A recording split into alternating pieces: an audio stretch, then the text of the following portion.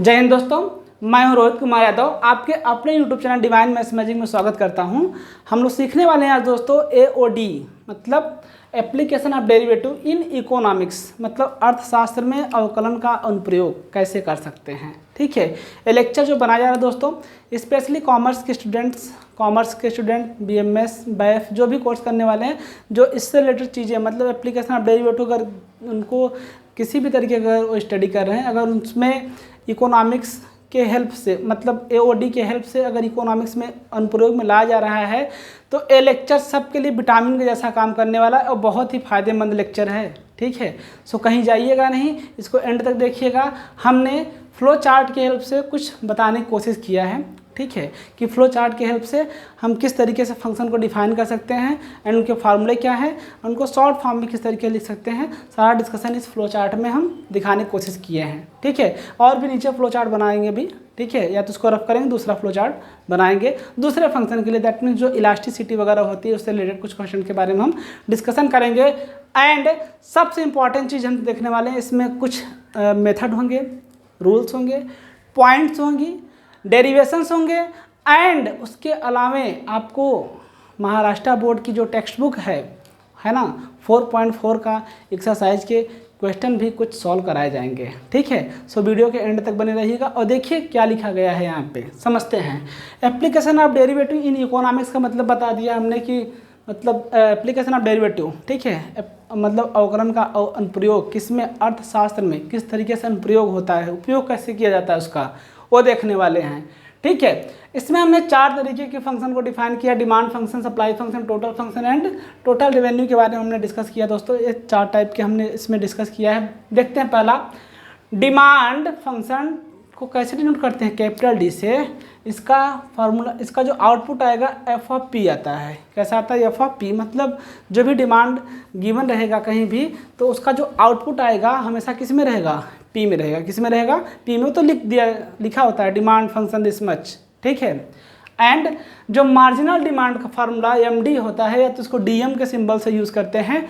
DM मतलब DD/DP, मतलब समझिए कि जो डिमांड गिवन है उसको विद रेस्पेक्ट टू x अगर डिफ्रेंशिएट कर दिया जाए, मतलब प्राइस के रेस्पेक्ट में अगर डिफरेंस कर दिया जाए तो क्या मिल जाता है, मार्जिनल डिमांड मिलता है। मेरी बात बहुत ध्यान से समझिए दोस्तों कि अगर किसी डिमांड को, डिमांड का फंक्शन गिवन है, उसको P के रेस्पेक्ट में अगर डिफरेंस कर दिया जाए तो वो किस में कन्वर्ट हो जाता है, मार्जिनल डिमांड में। किस में, मार्जिनल डिमांड में। अगर मान लीजिए P की वैल्यू कुछ दिया है, उस पर अगर मार्जिनल डिमांड पूछ रहा है तो P की वैल्यू पुट करके मार्जिनल डिमांड भी निकाल सकते हैं, जैसा क्वेश्चन में आएगा हम डिस्कस करेंगे।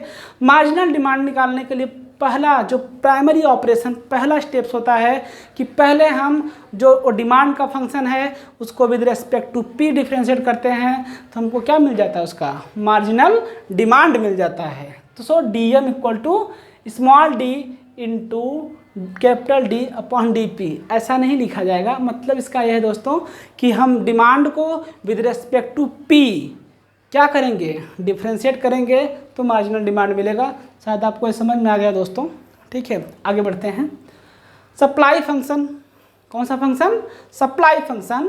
सप्लाई फंक्शन को S से डिनोट करते हैं, उसको इस तरीके से लिखा गया है G(P), मतलब इसका भी जो आउटपुट आता है P के टर्म में आएगा, मतलब P प्राइस के टर्म में ही आएगा सप्लाई फंक्शन। ठीक है, आप समझ रहे होंगे सप्लाई फंक्शन क्या होता है। डिमांड फंक्शन जितनी ज़रूरत होती है उसको डिमांड बोलते हैं, जो हम पहुंचा देते हैं उसको क्या बोलते हैं, सप्लाई बोलते हैं। ठीक है, समझते हैं। ठीक है, एक क्विक रिवीजन है दोस्तों, तो फटाफट इसको हम कवर करेंगे। ठीक है, S इक्वल, लेकिन इतना भी फास्ट नहीं कि आपको कोई स्टेप छूट जाए। ठीक है, पूरे स्टेप पे पैनी नज़र है हमारी, उसको देख करके फिर हम आपको बता रहे हैं। ठीक है, आइए, S इक्वल टू G(P). ठीक है, marginal supply MS, marginal supply का मतलब समझ रहे हैं दोस्तों, कैसे निकालते हैं मार्जिनल सप्लाई, SM। ठीक है, SM कैसे निकालते हैं कि अगर जो सप्लाई फंक्शन गिवन है उसको विद रेस्पेक्ट टू P अगर डिफ्रेंशिएट करते हैं तो क्या मिल जाता है अपने को, marginal supply, that means MS। इसको सिंबल SM से डिनोट किया जाता है। ठीक है, ओके, समझते हैं।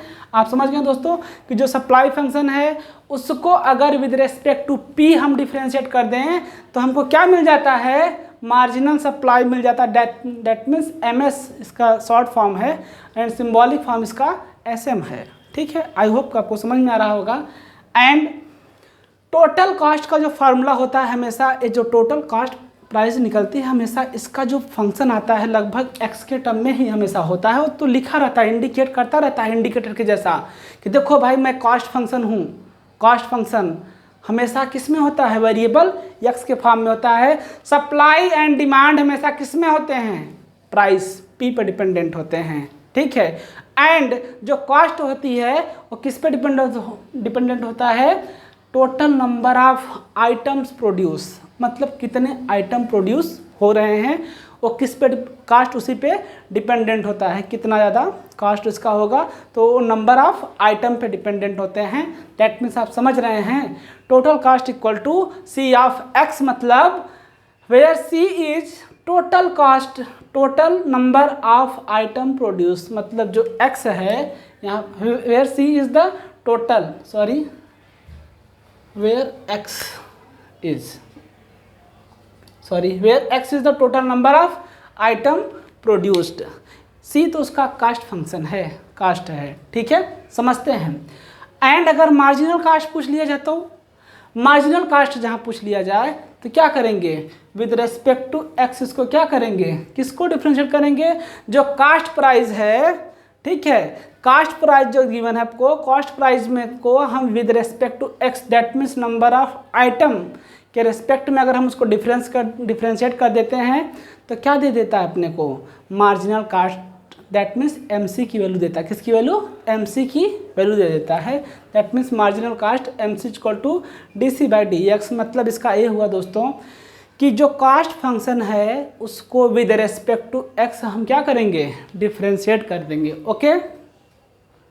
ओके, मार्जिनल कास्ट मतलब समझ में आ रहा है दोस्तों, MC इक्वल टू DC/dx। मतलब समझते हैं, अगर कॉस्ट फंक्शन गिवन है, मार्जिनल कास्ट पूछ लिया जाए तो मार्जिनल कास्ट निकालने के लिए पहला स्टेप हमारा क्या होगा कि उस कॉस्ट फंक्शन को जो गिवन है वो हमेशा x के रेस्पेक्ट में ही दिया होगा, उसको हम विद रेस्पेक्ट टू x एक बार डिफ्रेंशिएट कर लेंगे। क्या कर लेंगे, डिफ्रेंशिएट कर लेंगे तो मार्जिनल कास्ट मिल जाएगा। अगर किसी पॉइंट पे निकालना है, जैसे marginal cast for 2 item, 3 item, 4 item, 10 item, 100 item, जो भी दिया रहेगा वहाँ पे अगर उस पर पूछ रहा है तो वो और आसान है, जहाँ जहाँ x है वहाँ वहाँ वो नंबर ऑफ आइटम पुट करके कैलकुलेट कर लेंगे, आंसर आ जाता है। ठीक है, समझते हैं। जैसे बोलने का सेंस है दोस्तों कि यहाँ पे DC/dx लिखा गया है और बोल दे कि हमें 10 आइटम की प्राइस मार्जिनल कॉस्ट चाहिए। क्या चाहिए, मार्जिनल कॉस्ट चाहिए। ठीक है, तो जो हम मार्जिनल कॉस्ट निकालने के पहला स्टेप हमारा प्राइमरी ऑपरेशन क्या होगा कि हम उस फंक्शन को विद रेस्पेक्ट टू x क्या करते हैं, डिफरेंशिएट करेंगे। ठीक है, तो MC इक्वल टू DC/dx मिल जाएगा। एंड जब DC/dx मिलेगा तो नंबर ऑफ आइटम्स जो गिवन है उसको इसमें सब्स्टिट्यूट कर देंगे तो टोटल मार्जिनल कॉस्ट निकल करके सामने आ जाएगा। ठीक है, आई होप आपको ये समझ में आ रहा होगा। एंड अब देखते हैं एवरेज कॉस्ट, AC क्या होता है। एवरेज कॉस्ट क्या होता है, तो टोटल कॉस्ट को नंबर ऑफ आइटम से अगर डिवाइड कर दिया जाए तो क्या बन जाता है, वो एवरेज कॉस्ट बन जाता है। क्या बन जाता है, average cost. Average cost that means AC equal to total cost upon number of items. ठीक है, नंबर ऑफ आइटम्स प्रोड्यूस्ड। ठीक है, यहाँ पे लिखा गया है AC equal to C/X। I hope कि आपको ये 3 स्टेप समझ में आ गए होंगे। अब बढ़ते हैं इसके तरफ। टोटल रेवेन्यू क्या होता है वो भी थोड़ा समझ लेते हैं। टोटल रेवेन्यू इक्वल टू क्या होता है, P into D, that means price into demand equal to क्या होता है, रेवेन्यू।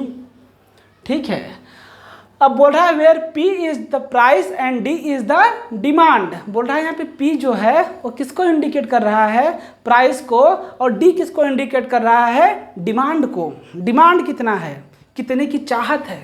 ठीक है, बोलते हैं ना कितने का डिमांड आया है। ठीक है, 10 आइटम, 15 आइटम, मतलब किस तरीके का डिमांड है। तो डिमांड के हिसाब से प्राइस भी होती है, और प्राइस में डिमांड से मल्टीप्लाई करते थे तो क्या मिलता है, उसका रेवेन्यू आता है। कितना रेवेन्यू हो रहा है कंपनी का, दुकान का। ठीक है, समझते हैं। अब देखिए इसको average revenue. Average revenue A R equal to क्या होता है, आर अपॉन डी होता है। क्या होता है, आर अपॉन डी। आर मतलब रेवेन्यू, डी मतलब डिमांड। अगर डिमांड को डिमांड से रेवेन्यू में डिवाइड कर दिया जाए तो क्या मिलता है, एवरेज रेवेन्यू मिल जाता है। जैसा कि यहाँ पे अगर number of item produced by से अगर किस में डिवाइड कर दिए, टोटल कॉस्ट में, तो क्या मिलता है, एसी मिलता है। वैसे यहाँ पे क्या मिलेगा, एआर मिल जाएगा, एवरेज रेवेन्यू मिल जाएगा। डिमांड को अगर उसमें डिवाइड कर दिया, मतलब डिमांड से अगर टोटल रेवेन्यू में डिवाइड कर दिया जाए तो क्या मिलता है आपको, एवरेज रेवेन्यू मिल जाता है। ओके, एंड टोटल प्रॉफिट का जो फार्मूला है R minus C, that means revenue minus cost price. ठीक है, रेवेन्यू माइनस टोटल कॉस्ट अगर कर देंगे तो आपको क्या निकल के आता है, टोटल प्रॉफिट निकल करके सामने आ जाता है दोस्तों। ठीक है, आई होप कि आपको समझ में आया होगा। ठीक है, आप इसको नोट कर सकते हैं या तो आप इसका स्क्रीनशॉट ले सकते हैं। ठीक है, अब हम बढ़ेंगे एक दूसरे टाइप के फंक्शन की तरफ। इलास्टिसिटी के बारे में सीखेंगे। किसके बारे में, इलास्टिसिटी के बारे में। फ्लो चार्ट आपके सामने हम लेकर के आने वाले हैं, आप इसको नोट कर सकते हैं या तो आप इसका स्क्रीनशॉट लेके रेडी हो सकते हैं। ठीक है,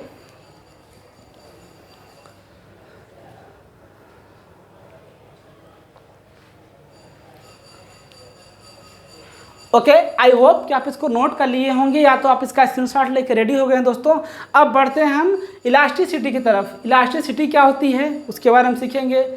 ए आर है ना, A R and R M है ना, marginal revenue and average revenue and elasticity में क्या रिलेशन होता है उसको इस्टेब्लिश करेंगे।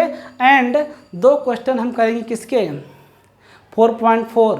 ठीक है, महाराष्ट्र बोर्ड की जो टेक्स्ट बुक है, ठीक है, उसके 2 क्वेश्चंस हम करेंगे। एंड और भी क्वेश्चंस जो थोड़े टिपिकल टाइप क्वेश्चन होंगे उसको भी हम कवर करेंगे इस वीडियो में, या तो दूसरा वीडियो जब बनाएंगे उसमें ज़्यादा क्वेश्चन को कवर किया जाएगा। इसमें मेथड हैं, ठीक है, एंड फार्मूले हैं, स्टेप्स हैं, कंसेप्ट्स हैं। ठीक है, इससे बीकॉम बीएमएस, ठीक है, जो कोर्स करने वाले स्टूडेंट हैं, महानगरों में जो बच्चे स्टूडेंट पढ़ाई कर रहे हैं उनके लिए बहुत इंपॉर्टेंट ये वरदान साबित होने वाला है। ठीक है, आइए देखते हैं दूसरा फ्लो चार्ट क्या है इलास्टिसिटी के बारे में दोस्तों। Elasticity of demand, elasticity of demand मतलब जो डिमांड है उसको कहाँ तक हम एक्सटेंड कर सकते हैं, कहाँ तक खींच सकते हैं, उसके लिए फार्मूला। ये जो सिंबल देख रहे हैं ना, इसका नाम है ईटा। क्या नाम है इसका, ईटा। इसे क्या बोलते हैं, ETA, ईटा। ठीक है, ईटा इस सिंबल का नाम है। तो इलास्टिसिटी ऑफ डिमांड हमेशा कैसे रिप्रेजेंट किया जाता है, ईटा से। दोस्तों एक चीज़ मेरे से मिस हो चुका है वहाँ पे, तो मैं आप थोड़ा सा आपको शॉर्ट में सॉल्व कराना चाहते हैं। ए आर इक्वल टू क्या होता है, आर अपॉन डी होता है। तो आर की वैल्यू क्या होती है, पी इंटू डी। ठीक है, आप देखे होंगे इसके पहले फार्मूले में डी को मारेगा मतलब आर। तो हमेशा याद रखिएगा कि जो एवरेज रेवेन्यू होती है वो प्राइस की क्या होती है, बराबर होती है। इस बात को दिमाग में रखिएगा कीवर्ड के जैसा। ठीक है, ये जितने भी वर्ड लिखे जा रहे हैं सब कीवर्ड के जैसा ही है, आप इसको समझ सकते हैं या तो इसको बहुत स्पेशल तरीके से कहीं नोट्स बना के लिख करके उसको अपने दिमाग में रख लीजिए। ठीक है, समझते हैं। अब देखिए यहाँ पे आपको पहले हम इस स्टेप को एक्सप्लेन करना चाहते हैं। Average revenue equal to R upon D होता है, तो R equal to P D होता है, तो डी को मार देगा, आर इक्वल टू क्या मिलेगा, पी मिल जाएगा। दैट मीन्स एवरेज रेवेन्यू की वैल्यू हमेशा प्राइस के इक्वल होती है। ठीक है, तो हो गया ख़त्म। अब आगे चलते हैं। आइए, elasticity of demand. Elasticity of demand का जो फार्मूला है ईटा इक्वल टू है minus P upon D, D of P. ठीक है, ये फार्मूला डी ऑफ पी मतलब डिमांड को प्राइस के रिस्पेक्ट में डिफ्रेंशिएट कर लिया जाए, फिर माइनस पी अपॉन डी। ठीक है, आप समझ रहे हैं पी और डी की वैल्यू कैसे निकाली जाएगी। जब क्वेश्चन में आएगा तो हम वहाँ पे आपको बताएंगे। ठीक है, समझा देंगे वहाँ पे कि क्वेश्चन में इसका यूज कैसे किया जाता है। ये प्राइस है और ये क्या है, डिमांड है। आइए, पहला इसमें है demand is decreasing function of price if D of P less than 0। मतलब अगर प्राइस के रिस्पेक्ट में डिमांड की वैल्यू क्या हो जाए, लेस देन 0, नेगेटिव में हो जाए, तो वहाँ पे क्या होगा, डिमांड इज डिक्रीजिंग, डिमांड घटेगा। बट हमको मालूम है also price P and demand D is always positive. अब आपको क्या होता है कि प्राइस एंड डिमांड हमेशा क्या होते हैं, पॉजिटिव होते हैं। क्या होते हैं, पॉजिटिव। तो उस सेंस से अगर देखेंगे तो eta equal to minus P P/D into D of P greater than हमेशा क्या होगा, 0 होगा, बिकॉज जब ये पॉजिटिव होते हैं तो इनकी वैल्यू हमेशा क्या आएगी, पॉजिटिव आएगी। ठीक है, पॉजिटिव मतलब समझ रहे हैं, ग्रेटर देन 0 आएगी। अब यहाँ माइनस साइन का मतलब ए इंडिकेट करता है कि ए इलास्टिसिटी के बारे में बता रहा है कि इसका अपोज कर रहा है। ठीक है, ठीक है, नेगेटिव वैल्यू इंडिकेट नहीं कर रहा है कि माइनस में हो जाएगा कभी भी। ठीक है, इलास्टिसिटी समझते हैं।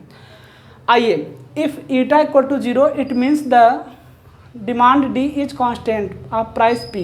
अगर ईटा की वैल्यू 0 हो जाए, ईटा की वैल्यू 0 आ जाए सॉल्व करते करते, तो क्या हो जाएगा, डिमांड परफेक्टली इनइलास्टिक हो जाएगा। बस ये ध्यान दीजिए, बस ए वर्ड। ठीक है, बाकी इधर तो थोड़ी कहानी लिखी गई है, उसको ध्यान मत दीजिए, इसको आप ध्यान दे सकते हैं। If eta equal to 0 it means the demand perfectly inelastic, demand perfectly inelastic. Okay, I hope कि आपको समझ में आया होगा। एंड इफ़ देखिए ईटा की वैल्यू 0 है ना, 0 और 1 के बीच में जब रहेगी, ठीक है, 0 से क्या होगा, मतलब 0 और 1 के बीच में रहेगी वैल्यू, तो demand is perfectly in elastic. तो डिमांड क्या होगा, परफेक्टली इन इलास्टिक होगा उस सिचुएशन में भी। ठीक है, समझते हैं। अब आइए, if eta equal to 1 the demand is exactly proportional to the price and demand is set to be unitary elastic. समझते हैं इसको, कि बोल रहा है अगर इफ़ ईटा की वैल्यू 1 हो जाए तो उस सिचुएशन में जो हमारा इलास्टिसिटी होगी वो कैसी होगी, demand is exactly proportional. Demand जो होगा एग्जैक्टली प्रोपोर्शनल होगा। प्रोपोर्शनल होने का मतलब कि जिस रेशियो में डिमांड को बढ़ाएंगे उसी रेशियो में प्राइस भी क्या होगी, बढ़ेगी।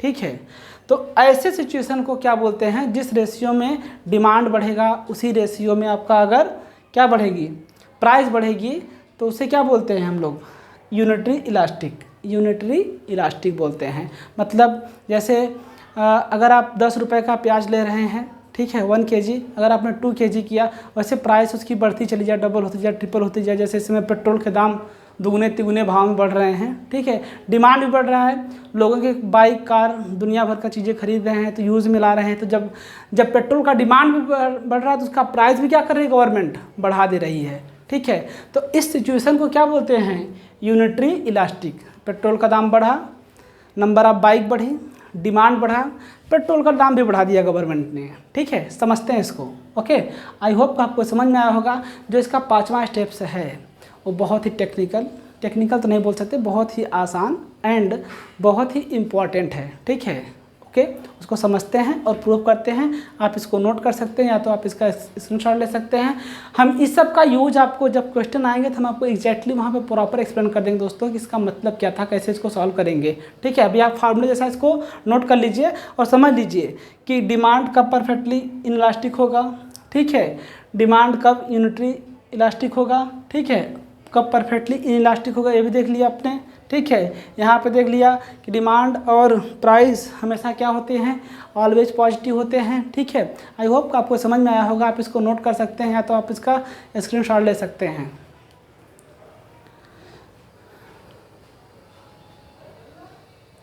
ओके, आई होप कि आप इसको नोट कर लिए होंगे या तो आप इसका स्क्रीनशॉट लेके रेडी हो गए। दोस्तों हमेशा याद रखिएगा कि इलास्टिसिटी ऑफ डिमांड निकालने का फार्मूला यही रहेगा, इससे ज़्यादा कुछ नहीं होगा। ठीक है, आइए देखते हैं इस रिलेशन को किस तरीके से इस्टेब्लिश करते हैं। एग्जाम में क्वेश्चन कई बार पूछा जा चुका है, to establish relation between AR/MR and elasticity of and elasticity eta. ठीक है, इस पर जो आगे लिखा गया है नीचे लिखना चाहिए था, फिर भी हमने आगे लिख दिया। अब इसको समझ लीजिएगा। एक किसके लिए है, if eta greater than 1, if eta greater than 1 demand is relatively elastic. Relatively elastic का मतलब जैसे ओ बढ़ेगा वैसे ओ भी बढ़ेगा। ठीक है, मतलब जिस तरीके से उसको बढ़ाएं, किसी इलास्टिसिटी को अगर इंक्रीज़ किया जाएगा, किसी भी फंक्शन का या डिमांड को इंक्रीज़ किया जाएगा तो उसके सेम रेशियो में ये भी क्या होगा, इंक्रीज़ होगा। अगर वो डिक्रीज़ होगा तो भी डिक्रीज़ होगा। रिलेटिव वेलोसिटी जैसे होती है ना, ठीक है, सिमिलरली रिलेटिव इलास्टिक भी उसी तरीके से है। ठीक है, समझते हैं। सापेक्ष जिसको बोलते हैं सापेक्ष। ठीक है, सापेक्ष मतलब एक दूसरे के संपर्क, करस्पॉन्डिंग इसको बोलते हैं। ठीक है, समझते हैं। मतलब इसका ये है कि डिमांड इज रिलेटिवली इलास्टिक। जैसे जैसे उसकी मतलब इलास्टिसिटी बढ़ती चली जाएगी, वैसे वैसे डिमांड भी बढ़ेगा। अगर वो बढ़ेगा तो वो भी बढ़ेगा, वो घटेगा तो वो भी घटेगा। वो मतलब कौन? Elasticity and demand. ठीक है, समझते हैं। आइए अब इसमें जो रिलेशन है, रिलेशन इस्टेब्लिश करने वाला एग्जाम में कई बार पूछा जा चुका है और लॉन्ग टाइप क्वेश्चन पूछा जा चुका है दोस्तों। इसको समझते हैं एंड सॉल्व करने की कोशिश करते हैं। आपको पता है दोस्तों कि जैसा कि RM मतलब आपको पता है MR equal to marginal revenue का फार्मूला आपको मालूम है क्या होता है। पहली बात तो रेवेन्यू का फार्मूला आपको पता है दोस्तों, MR इक्वल टू क्या होता है? DD upon DP। ठीक है, DR सॉरी यहाँ पे DR अपॉन DD। ठीक है, आपको पता है कि R इक्वल टू क्या होता है? रेवेन्यू इक्वल टू क्या होता है? P इंटू डी होता है, P इंटू डी होता है। सो MR इक्वल टू क्या लिख देंगे हम लोग? DD of P into D. यहाँ पे दोस्तों आप समझ रहे हैं कि यहाँ पे डिमांड, ठीक है, एंड प्राइस दो अलग अलग क्वांटिटी है, दो डिफरेंट टाइप के फंक्शन है। तो यहाँ पे हम U इंटू वी का रूल लगाएंगे। किसका लगाएंगे रूल? U इंटू वी का रूल लगा देंगे। तो क्या होता है UV का रूल? आपको पता होगा दोस्तों कि अगर y equal to U into V है तो dy by D X equal to क्या होता था? U dv by D X plus, है ना, v du by D X. ठीक है, इसी को कौन सा रूल बोलते हैं? प्रोडक्ट रूल और UV रूल। ठीक है, डिफ्रेंशिएशन में इसको पढ़े हैं हम लोग। ठीक है, अब समझते हैं इसको कि first function derivative of second function plus second function derivative of first function. ठीक है, समझते हैं। जहाँ पे हमने इसको with respect to x differentiate किया था, हम इसको किसके रेस्पेक्ट में करना है? d के रेस्पेक्ट में। किसके रेस्पेक्ट में? d के रेस्पेक्ट में जब डिफ्रेंशिएट करेंगे तो first function derivative of second function मतलब ये आपका u और ये आपका v। ठीक है, u derivative of v plus v derivative of u। ठीक है, समझते हैं। ये d के रेस्पेक्ट में डेरिवेटिव हमेशा क्या मिलेगा? 1 मिलेगा। जैसा कि x के रेस्पेक्ट में डेरिवेटिव 1 होता है, सिमिलरली कैपिटल D के रेस्पेक्ट में डेरिवेटिव हमेशा क्या मिलेगा? 1 मिलेगा। तो एक क्या हो जाएगा? P इंटू 1 हो जाएगा प्लस DP बाई DD। ठीक है, आई होप कि आपको समझ में आ रहा होगा। P प्लस DD अपॉन, ठीक है, DP अपॉन DD। ठीक है, ए आपको क्या मिला? MR मार्जिनल रेवेन्यू की वैल्यू मिल गई। ठीक है, अगर हम इसमें किस में रिलेशन दिखाना अपने को? इलास्टिसिटी ईटा। जबकि फार्मूला पता है आपको कि सब कुछ तो मैच कर रहा है, बहुत बढ़िया मैच कर रहा है, लेकिन एक चीज़ की गड़बड़ी है। यहाँ पे डी जो आ रहा है ना, ये काम बिगाड़ दे रहा है। ये काम क्या कर रहा है? बिगाड़ दे रहा है। तो हम क्या करेंगे? यहाँ पे डी कॉमन ले लेंगे। क्या ले लेंगे? कॉमन। डी जब कॉमन ले लेंगे तो क्या हो जाएगा ये? ठीक है, ये क्या बन जाएगा? P upon D plus D upon D DP upon DD हो जाएगा। ठीक है, इसको D जैसे क्या हो जाएगा? कैंसिल आउट हो जाएगा। तो MR इक्वल टू क्या हो जाएगा? D। ठीक है, P upon D plus DP upon DD। ठीक है, ओके, आई होप आपको यहाँ तक समझ में आ रहा होगा। अगर ऐसा करें दोस्तों तो थोड़ा सा काम बिगड़ सकता है। हमको यहाँ पे क्या चाहिए रहता? 1 चाहिए। क्या चाहिए? 1। ठीक है, ऐसे करेंगे तो रॉन्ग हो जाएगा। ठीक है, P कॉमन ले लेंगे। यहाँ पे D इसके साथ है फार्मूले में, इलास्टिसिटी का जो फार्मूला उसमें D यहाँ पे है। सो यहाँ से हम कॉमन क्या लेंगे? MR।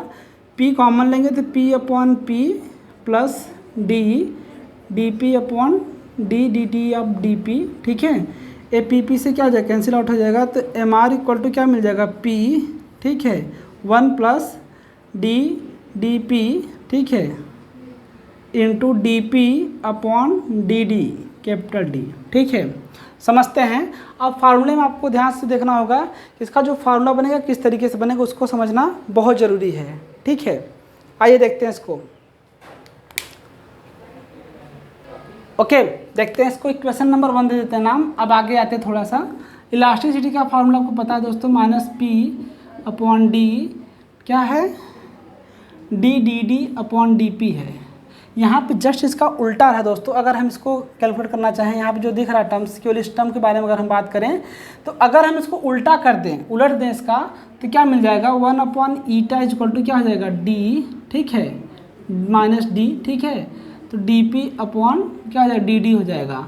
तो ए माइनस इधर आके मल्टीप्लाई हो जाएगा, तो -1/n eta D D D D P upon D D.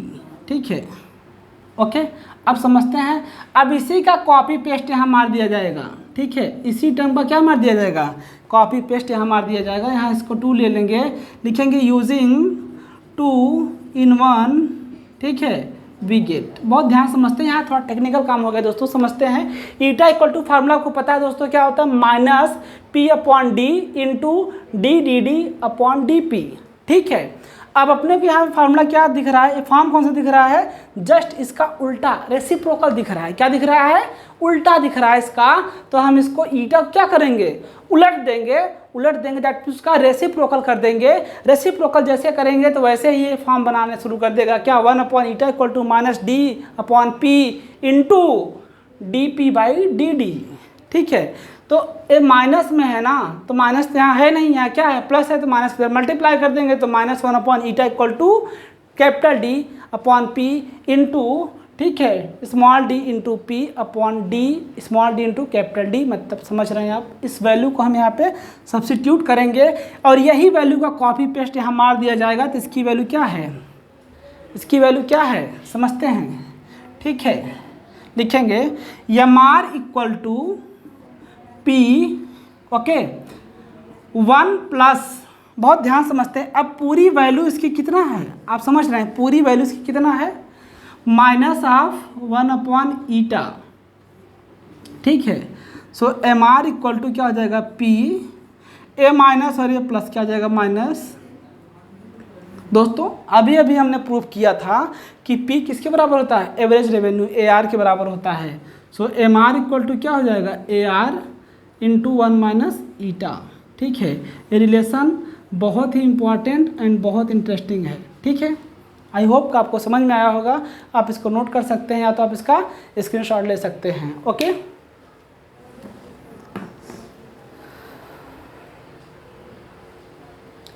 Okay, I hope कि आप इसको नोट कर लिए होंगे या तो आप इसका स्क्रीनशॉट लेके रेडी हो गए हैं दोस्तों। ठीक है, कुछ समय के अभाव के कारण आज का जो क्वेश्चन है वो हम नहीं करा पा रहे हैं। ठीक है, एंड नेक्स्ट वीडियो में जब मिलेंगे तो हम आपसे प्रॉमिस करते हैं कि 4.4 के कुछ क्वेश्चन एंड कुछ इसके 2-3 फार्मूले और हैं, हम आपको बता के लेक्चर को स्टार्ट करेंगे नेक्स्ट वीडियो में।